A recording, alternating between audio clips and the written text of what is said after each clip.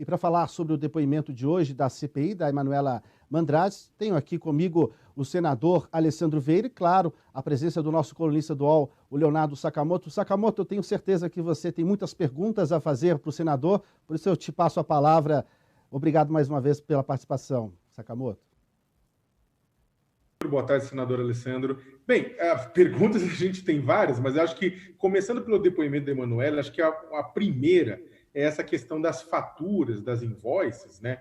A senadora Emanuela disse aos senadores que a primeira fatura foi enviada no dia 22 de março. Em um depoimento em vídeo do dia 23, né? Ela havia dito nesse depoimento que tinha enviado a fatura no dia 18. O deputado Luiz Miranda e o irmão dele, Luiz Ricardo Miranda, disseram que receberam um invoice a partir do dia 18 também de março.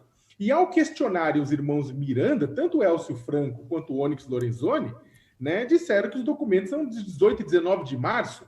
Né? E aí a pergunta para te fazer é: ela mentiu? Né? A Emanuela Medrades mentiu no seu depoimento? E a segunda pergunta é: essa discussão da data do invoice realmente importa a partir do momento que o presidente Jair Bolsonaro já confirmou ter recebido papéis e não ter feito nada a partir disso? Bom, primeiro, boa tarde aí, prazer falar com vocês.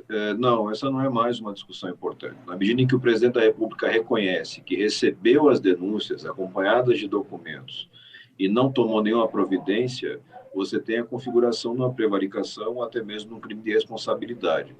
A gente percebe que o governo, uma fatia do governo pelo menos, tenta se apegar à produção de uma perícia para questionar a data desse documento, desse invoice. É uma perícia feita em cima de um arquivo digital criado pela própria empresa Precisa. Então, ela já parte de uma base que é absolutamente questionável e não gera, repito, nenhum tipo de impacto. O que é muito sólido? Toda a tramitação do contrato Precisa, Barato Biotech e governo brasileiro foi diferente da média das outras negociações, em favor das empresas e com preço mais elevado. Isso que tem que ser foco da CPI e não cair nessa armadilha aí de uma discussão sem sentido. Senador, Manuela, ela contradisse algumas outras testemunhas. O senhor acredita que será necessária uma acariação? Ela fala sobre a acariação, mas eu não consigo ver absolutamente nenhuma necessidade dessa acariação. A acariação, como qualquer providência técnica, ela tem que atender ao objetivo. Tem que ter efetivamente uma necessidade. E a gente não enxerga essa necessidade tão clara nesse caso. Vai depender, evidentemente, da vontade da maioria dos senadores. Senador, Senador, um dos pontos que foi levantado insistentemente por senadores do governo, né, é que não houve pagamento pelas doses de vacina. Né? Houve empenho, mas não houve pagamento. Né? Essa justificativa, ela é válida ou ela não para em pé? Não, ela não para em pé. Se a gente está falando, eventualmente, do cometimento de crime de corrupção, o mero pedido ou sugestão já vale para configurar o crime.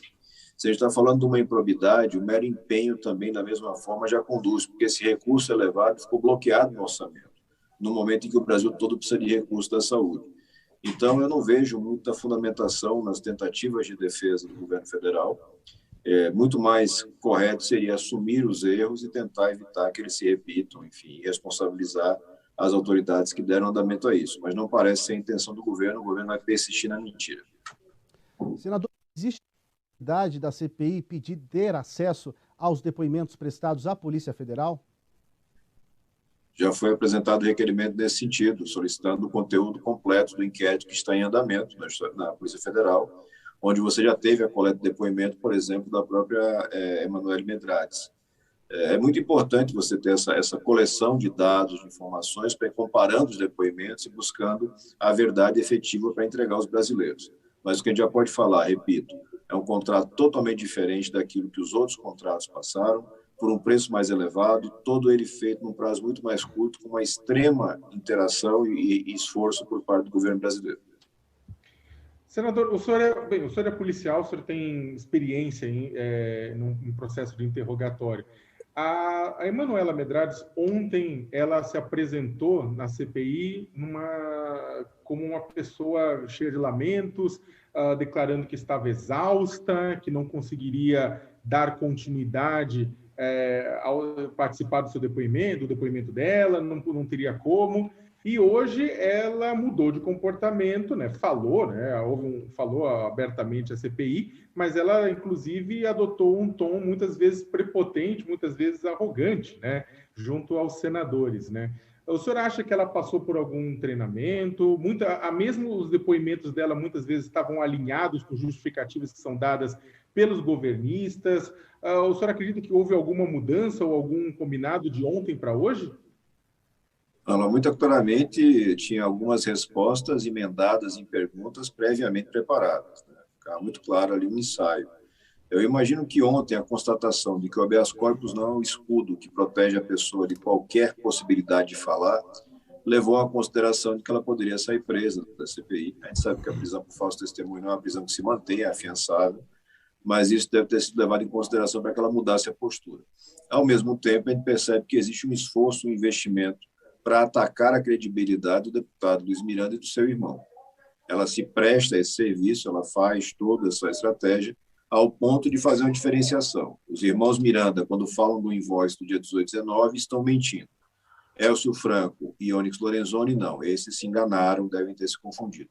Isso mostra muito bem qual é o perfil da atuação que ela apresentou no depoimento da CPI. Senador, hoje, por mais uma vez, a gente viu várias interrupções do senador Flávio Bolsonaro. Isso, de alguma forma, pode intimidar os depoentes? Eu sempre fico muito feliz quando o senador Flávio se dispõe a participar da sessão e trabalhar, enfim. Não é uma coisa muito comum a gente ter a presença do senador Flávio Bolsonaro, e ter ele participando de toda a audiência é uma demonstração do quanto o governo se preocupa com o depoimento. Então, eu acho muito bom. E qualquer excesso, qualquer equívoco que ele cometa é absolutamente repelido e, enfim, confrontado pelos colegas senadores. Que bom que ele está participando. Ajuda a deixar mais clara ainda a situação que a gente vive no Brasil. Senador, o senhor acredita que a CPI, neste momento, né, estamos chegando no final do semestre parlamentar, o senhor acredita que neste momento a CPI já reuniu elementos suficientes para configurar responsabilidade criminal do presidente da República? Sim, eu acredito que a gente já tem essa configuração de responsabilidade. Entendemos que a CPI parte da busca de ações e omissões do governo federal no combate à pandemia. Quando você verifica aquilo que a gente já trouxe aqui como prova, como documento, como e-mails trocados, é muito claro que o governo deixou de fazer o seu dever no sentido da compra de vacinas e no sentido da formulação e divulgação de uma grande campanha de esclarecimento dos brasileiros. Esses dois pontos, por si só, respondem por um percentual de mortes elevadíssimo. O professor Pedro Olavo estima em mais de 300 mil vidas que poderiam ter sido salvas se o Brasil tivesse a mesma conduta dos outros países. Isso já está comprovado na CPI. O que estamos discutindo é motivação. Se o Brasil errou tanto por ignorância, pela escolha da ignorância, ou se o Brasil errou tanto por uma escolha de interesses econômicos. Acredito que, parcialmente, as duas vertentes se provarão verdadeiras. O adiamento do depoimento do sócio da Precisa Medicamentos, o Francisco Maximiliano, pode atrapalhar o andamento da CPI? Não, pelo contrário, favorece, porque você ganha mais tempo para análise de documentos. O Maximiliano é um cidadão que tem alguma coisa em torno de 10 empresas, um cruzamento entre sócios e transferências de recursos de origem ainda não justificada. Então, ter esse tempo para analisar os documentos é muito oportuno. Tá certo. Senador, desculpa, perdão, fala aí. Não, pois não, eu ia te perguntar justamente se você tem mais uma pergunta para o senador. Fica à vontade. Tenho uma pergunta, assim. Na verdade, uma bem rápida e uma um pouco que eu queria que o senador falasse, porque foi discutido, né, a necessidade de, inclusive, a Câmara dos Deputados convidou o ministro da Defesa, general Braga Neto, para falar a respeito da intimidação da carta, que teve caráter intimidatório, foi assinada por ele e pelos 3 comandantes das Forças Armadas, direcionada, né, foi causada por conta da declaração do presidente da CPI, senador Omar Aziz, mas que causou muito incômodo, né, muita irritação no Congresso Nacional e em boa parte da sociedade por verem uma gestão indevida das Forças Armadas. A CPI, ela vai convidar o ministro da Defesa para falar a respeito desse episódio? Como é que o senhor espera que vai se desenrolar a relação das Forças Armadas com o Senado depois disso? E aproveitando rapidamente, queria saber o que os senhores vão fazer a partir da semana que vem, quando o parlamento entra em recesso. Bom, com relação ao recesso, a expectativa é que a gente possa ter análise de documentos, aproveitar esse intervalo sem depoimentos para poder analisar esses mais de 1,5 terabyte de documentação que já chegaram na CPI.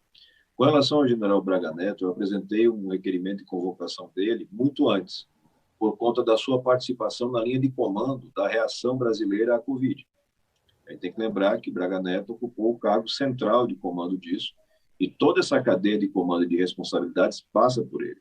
Nós ainda não tivemos consenso para aprovar essa convocação, a gente está com isso aí nas mãos do senador Omar Aziz. As tentativas de intimidação, a nota que claramente está fora do tom do que se espera de líderes militares no momento democrático, no país democrático, ela deve ser bem entendida e bem cobrada. Acho que a Câmara dos Deputados vai bem ao convocar para fazer essa cobrança, e eu espero que o Senado, através do seu presidente, também exerça esse papel de realinhar e deixar claro que nós todos estamos submetidos à mesma Constituição e não aceitamos nenhum tipo de interferência pela força no andamento da democracia brasileira. Quando o senhor fala dessa participação do general Braga Neto, era no momento em que ele ocupava o cargo de ministro-chefe da Casa Civil? Exatamente. Você tem uma série de tomadas de decisões que passam por ele diretamente, ele é referido em mais de um momento nos depoimentos, e existe claramente uma cadeia de comando, que é exercida quase que toda ela por militares, inclusive militares da reserva. Não ouvi-lo deixa um pedaço da investigação incompleto. E não tem nenhuma vinculação com a nota ou qualquer tipo de ameaça ou veleidades. É um requerimento que já tem, acho que, mais de 30 dias de apresentado. Alessandro Vieira, muito obrigado pela participação. Obrigado a você, Sakamoto, mais uma vez. Boa noite a vocês.